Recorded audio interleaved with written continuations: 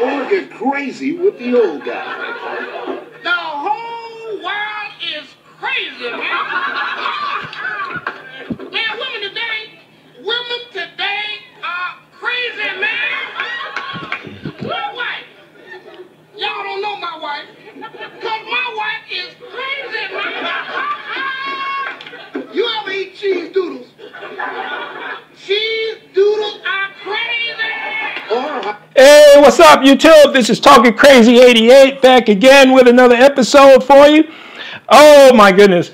The last video I did, and I haven't listened to it just yet, but I had to calm it down a little bit. I wanted to calm it down for that particular sermon, but now I'm back. Now I'm back to regularly scheduled programming. All right. I wanted to talk to you guys today again about, and I'm gonna do a video later on the NCAA, probably because I'm gonna step out for a minute, get a few things from the market. But wanted to get at you guys today because I wanted to preach to black men. Well, not really preach, but I just want to send a message out to black men that we all got to raise our standards up a little bit, man. Because I've been listening to some of these brothers out here who have to deal with these buckethead bitches. And yeah, that's right. In this video, I will be cussing like a sailor. So fuck it. If nobody likes it, fuck it. This is my channel. My channel is all about politically incorrect. And I think a black man should speak his mind no matter what the fuck anybody has to say. Oh my goodness. No matter what. Now, the reason why I wanted to do this video because a relative, I had spoke to a relative yesterday. And I told her that the reasons why when that buckethead bitch put me through some changes and I had to come back home and had to rebuild my life. And I just started dating because I was broke at the time. I had no standards of women. So the only type of women that was giving me play was these fat chicks, these FBIs, these fat, black, and impossible women. See, some of them were cool, but you know what? I just couldn't be seen with them. I never introduced them to my mama and daddy. I know I was wrong, but fuck it. I wasn't interested. I wasn't trying to walk arm in arm with a 400-pound woman, a 350-pound woman, black woman. I mean, it was cool for a little while because she was cool. I'm not going to say anything negative about her because, well, she did get me into some shit, some bullshit, but fuck it. But fuck it. Hey, man, fuck it. It was, put it this way, it was minor compared to that buckethead bitch in the Birch Mess Me Up video put me through. I got through that much easier than I did from what that bitch put me through. But I'm going to tell you right now, fellas, and ladies too, the only reason why a black man, I mean, a brother, he's going to do a radio show later on today, and I'm going to be listening. And then he did a radio show before on Blog Talk Radio about how the black man is the trash man for everybody else. That means we have no standards, people. A black man who is a nice-looking black man, right? Highly educated, has a nice little career, good job, career, and business. But we got to fuck it up by dating the lowest common denominator. Now, I'm not saying that fat chicks are the lowest common denominator. I mean, there are some fat chicks that are wonderful people, wonderful women, make great wives. So now I'm not putting them all down. But here's the thing. Here's the hood. Here's what I'm talking about as standards. Now that's just a standard of beauty that, you know, if you're in your professional career, I hate to say it, but the farther up the career, the nicer looking the woman that has to be. I'm sorry. That's just the way it is. I mean, you don't see Denzel Washington walking around hand in hand with a fat chick, man. Now, I can understand if you were married to the woman for almost 20 years, she had your children. Of course, you know, you ain't gonna try to throw her away. But let me explain something to you. White men throw away their women, okay, when they get to a certain age, okay? Especially the wealthy ones, the one that has the disposable income, especially the ones that have the disposable income where they can just go ahead, where they can afford to get trade up for a younger woman. That's what Tom Leykis says all the time. I listen to his radio show all the time. Tom Leykis. I've been listening to his show for years, except for that time when I went through that bullshit with that buckethead bitch. Hope that bitch burns in hell. It's been 10 years, man, but I hope that bitch burns in hell. Fuck her. But anyway, he explains it perfectly that, you know, men trade up as soon as they amass a few dollars of wealth. I mean, when they move up in their career and when they move up with their wealth, they can't be, you know, they're going to trade up. That's why they have mistresses. That's why they go to escort agencies when they're on out-of-town business trips. I mean, come on, people. I mean, that's just how it is. But let me get off of fat women for a minute. And yeah, I said it, fat women, F-A-T women. They're not big, they're not thick. Listen, if you're over 100, put it this way. If you're over the height, weight, medical guidelines of the definition of overweight, well, you're a fat chick, okay? Now, if you're like 5'2" and 250 pounds, you're a fat chick, okay? If you're 6 feet tall and 400 pounds, you're a fat chick. You're not thick, you're not curvaceous, you're not voluptuous. You're a fat chick. Deal with it. It is what it is. I'm sorry to break that to you. But black men, we got to stop fucking around with these fat chicks, these fat black impossible chicks, and these fat white chicks. Any fat chick of all races, you shouldn't be fucking with them. The fuck is wrong with y'all? Now, I had to deal with a hood rat.